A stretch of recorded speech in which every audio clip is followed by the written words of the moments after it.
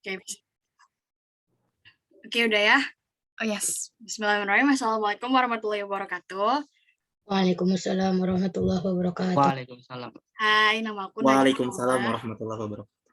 Terima kasih. Nama aku Najla Kaulah. Top seperti yang bisa kalian lihat di sini top 50 50 besar nasional apa nih? Duta Harmoni Kemenak tahun 2021. Jadi hari ini kita mau mini seminar, not too formal but not too casual, ya middle ground aja. Hari ini saya bakal menyampaikan tentang pentingnya moderasi beragama. Sebagai Duta Harmoni, ini adalah tugas saya, salah satunya. Jadi guys, sebelum kita mulai, kita kayak dokumentasi dulu lah ya. Oke guys, open your camera. Oke, mantap. 1, 2, 3. 1, 2, 3. 1, 2, 3.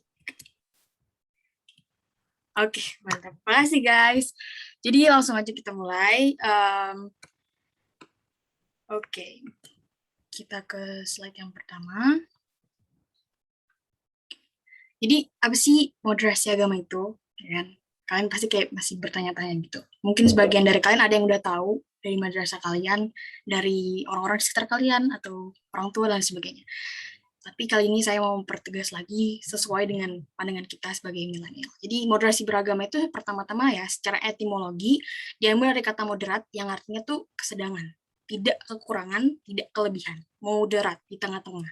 Sehingga kita tuh nggak terlalu fanatik atau terlalu liberal dalam suatu nilai atau kepercayaan dianut seseorang. Nah, jadi secara keseluruhan moderasi beragama itu adalah sebuah cara pandang terkait proses memahami dan mengamalkan ajaran agama agar dalam melaksanakannya selalu dalam jalur yang moderat. Ini menurut Menteri Agama Lukman Hakim Saifuddin tahun 2018. Nah, jadi apa sih dasar hukumnya beragama? Jangan cuma nyuruh-nyuruh dong apa sih moderasi beragama, tapi nggak ada sesuatu yang bisa kita jadiin landasan gitu kan, sama aja bodong gitu kan. Nah, jadi moderasi beragama itu melalui Kementerian Beragama, moderasi beragama ini dijadikan kampanye aktif untuk mengaktifkan harmonisasi dari keberagaman Indonesia. Seperti yang kita tahu, kita ini kan pluralitas nation. Terus yang kedua, kita bisa lihat dalam surat Al-Baqarah bagi kita umat Muslim. Kan kita sama umat Muslim di ayat 148 surat Al-Baqarah disebutkan bahwa pada dasarnya Islam itu adalah agama yang moderat atau Islam wasatiyah. Jadi di tengah-tengah. Nah, Islam wasatiyah ini adalah kunci kehidupan muamalah seorang Muslim. Nah, terus selanjutnya apa sih kayak esensi moderasi beragama kayak dari tadi kan kayak diomongin moderasi beragama, terus kayak maksudnya moderasi beragama itu kayak ngapain aja gitu loh. Nah, dilansir dari cnnindonesia.com dalam bertiga taduk, judulnya pentingnya moderasi beragama menurut Lukman Hakim, Menteri Agama kita, ada 4 hal yang menjadi esensi dari moderasi beragama, yaitu cara kita untuk memandang sesuatu atau bersikap praktik dalam lingkup keberagaman. Kedua, pengalaman dan nilai agama yang hakikatnya adalah kemanusiaan dan kemaslahatan bersama. Yang ketiga, prinsip moderasi beragama ialah keadilan dan keseimbangan. Dan yang terakhir, kita harus taat pada konstitusi. Itulah semua yang harus kita lakukan jika kita ingin termasuk dalam orang-orang yang memiliki moderasi beragama yang bijak. So, next.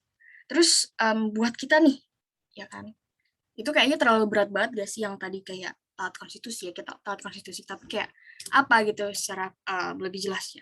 Jadi di sini nilai dan praktik yang termasuk dalam moderasi beragama. Pertama yaitu berpikir dan bertindak sesuai porsi ajaran tanpa melebih-lebihkan atau mengurangi sesuatu. Seperti ya, kalau kita puasa sunnah ya gak usah sampai setiap hari kayak puasa Ramadan ya, cukup 2 hari seminggu misalnya, Senin dan Kamis. Nah, terus berbuat berdasarkan skala prioritas atau kalau dalam Islam itu ada namanya fikih prioritas, seperti mendahulukan perdamaian gitu-gitu. Jadi kayak lebih mendahulukan kepentingan umat daripada kepentingan pribadi. Kira-kira kita semua udah belajar lah ya. Terus yang ketiga adalah aktif dan responsif terhadap keberagaman dan bersikap humanis. Misalnya ya sedikit-sedikit bacalah tentang kayak buku-buku atau artikel-artikel yang pendek-pendek tentang gimana sih caranya menolak radikalisme. Karena linknya atau hubungannya moderasi beragama itu ya ke radikalisme. Terus yang terakhir itu kita harus aktif mengikuti kegiatan program pemuda yang berhubungan dengan moderasi beragama. So, kenapa moderasi beragama itu jadi sangat penting? Ini dia jawabannya. Menjaga persatuan di tengah pluralitas Indonesia. Dengan moderasi beragama kita bisa menjaga persatuan di antara kita yang beragam banget ini. Kayak sekarang kita kan kayak beda-beda gitu kan. Faik dari Jawa, terus siapa lagi nih? Rata-rata dari Jawa, terus ada Faisal dari Kalimantan, ya kan, ada Haki di sini, dan kita semua beda-beda pastinya kan dalam perspektif masing-masing. Kemudian yang kedua, melindungi kita dari pelanggaran norma hukum, sosial, budaya hingga agama. Kayak yang udah dibilang sebelumnya, dengan moderasi beragama itu esensinya taat hukum. Jadi kita bisa menghindari diri kita dari perilaku intoleran atau rasisme. Yang ketiga, menjadi filter diri agar terhindar dari paham-paham radikalisme yang menyimpang, seperti fanatis, radikalis, dan liberalisme ekstrem kanan, ekstrem kiri. Terutama di kalangan pemuda. Kita tahu banyak banget kayak hoax-hoax gak guna gitu kan. Jadi itulah. So, apa yang harus kita lakukan untuk bisa mengimplementasi arti dari moderasi beragama? Ini dia jawabannya. Kalian bisa join dan juga kepoin Sabda Bermartabat, yang mana merupakan salah satu wadah yang saya ciptakan dalam rangka untuk menjalankan program aksi saya di Instagram berikut. Kalian bisa stalk dan bisa follow, karena masih on progress semuanya, jadi sama-sama saling support.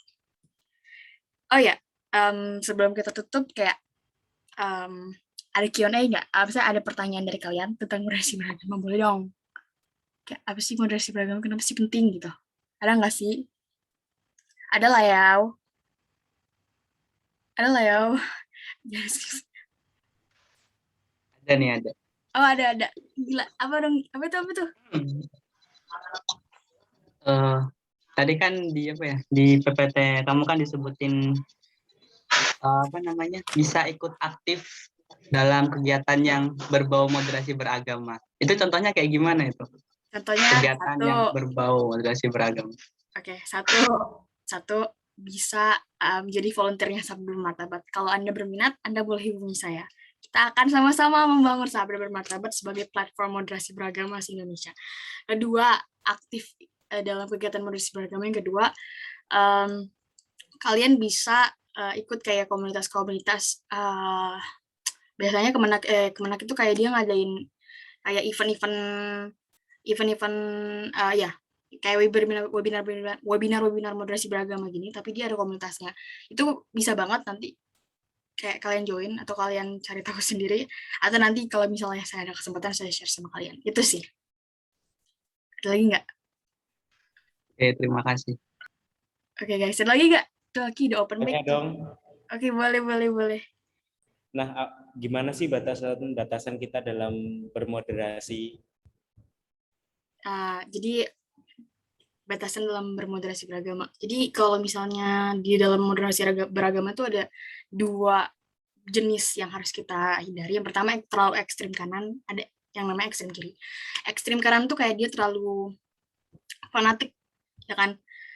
Misalnya, oke, kita Islam gitu, tapi ada yang namanya contohnya ini Salafi kan. Salafi. Mungkin ini pandangan yang berbeda-beda, tapi ini menurut saya kayak Salafi itu dia lebih cenderung kayak orang-orang berpikiran kayak ini fanatis banget sih, kayak harus pakai kerudung panjang, pakai burka gitu-gitu kan. Terus kayak banyak aturan-aturan kayak misalnya nggak boleh keluar kalau misalnya tanpa mahram. Itu kan kontroversial juga kan. Terus ada juga yang terlalu liberal gitu kan. Ada yang terlalu liberal atau ekstrim kiri. Jadi kayak dia itu nggak percaya sama adanya Tuhan. Itu yang paling buruk. Tapi yang lebih ringannya lagi di kalangan kita kayak ngapain sih sholat gitu loh, ngapain sih sholat gitu, kayak ya sholat kan maksudnya kan salah satu tingkat atau ukuran keimanan kita kan belum tentu kayak diukur dari ya hal begitu, padahal itu kan udah ada di rukun Islam kan. Cuman kadang-kadang orang-orang yang kayak terlalu bodoh amat, yang terlalu melek sama dunia, apalagi di kebarat-baratan itu kan dia kan kayak bodoh amat sama agama kan. Biasanya kayak dia ngelupain kewajiban-kewajiban yang harusnya itu benar. Itu sih. Kayak gitu. Oke, makasih. Oke, ada lagi gak? Mau dong, mau tanya. Boleh. Zidan. Oke, jadi kan ini kan tentang moderasi beragama nih, moderasi beragama, dan kita kan di negara Indonesia otomatis negara yang multikultural. Nah, jadi gimana cara indikatornya apa aja sih yang untuk tentang moderasi beragama itu di negara kita yang multikultural ini, indikatornya? Indikatornya pertama-tama indikator moderasi beragama di negara kita. Kita kan tahu kita ini plural banget, kita beragam. Nah, salah satunya itu indikator yang paling penting ya survei kan. Kita ketahui Indonesia ini kan negara dengan penduduk yang luar biasa banyak. Terus juga Indonesia ini punya karakteristik, ya kan, 93% orang itu ya menurut survei, itu Indonesia itu pemeluk, misalnya pemeluk agama. Beda banget sama kayak di Amerika atau lain sebagainya. Kayak di Indonesia ini sebenarnya negara-negara yang religius, jadi apa-apanya itu berdasarkan agama. Kalau di Amerika isu-isu yang sensitif itu ras, ya kan, ras dan agama. Tapi Indonesia lebih yang ke agama, kayak gampang banget orang ngejudge lo kafir, lo terlalu Islam berdasarkan agama. Jadi indikator pertama itu adalah ya itu keberagaman kita, ya kan. Yang kedua adalah angka-angka dari survei. Jadi kayak gampang banget orang buat kayak menjudge seseorang cuman karena mereka lupa kalau misalnya indikator yang sebenarnya itu ya bagaimana cara mereka mengukur diri mereka sendiri berdasarkan angka-angka atau misalnya fakta-fakta yang ada. Itu cara mereka untuk menerima diri mereka sendiri. Itu sih.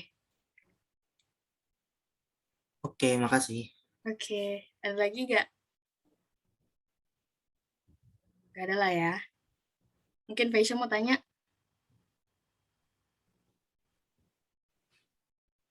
Nothing.